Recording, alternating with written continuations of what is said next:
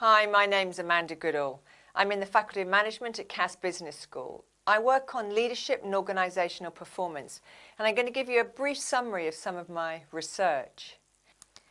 In our work, we try to look at reliable patterns in sizable data sets and, where possible, using longitudinal data.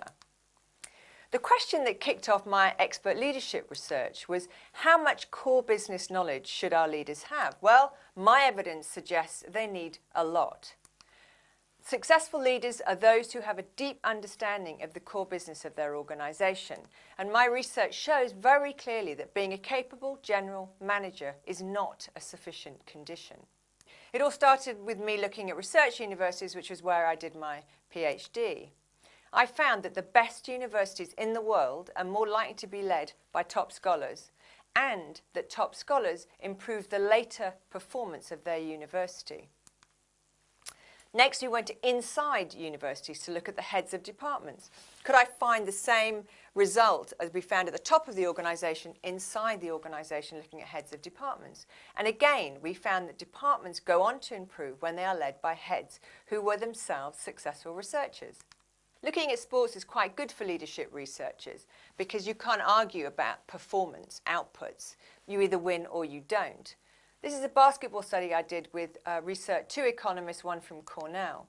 We found, again, star basketball players make the best basketball coaches. Basketball teams in the NBA won more games if led by coaches who were star players or had long playing careers.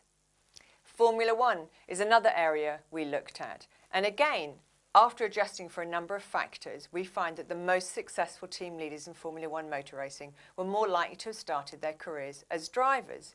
As you can see from this picture of Lewis Hamilton, he was about 6 when he started racing. 10 years driving experience was equal to 16% higher probability that the leader's team gained a podium position. That's substantial. I now work quite a lot in healthcare, but a few years ago, I asked a very, very simple question.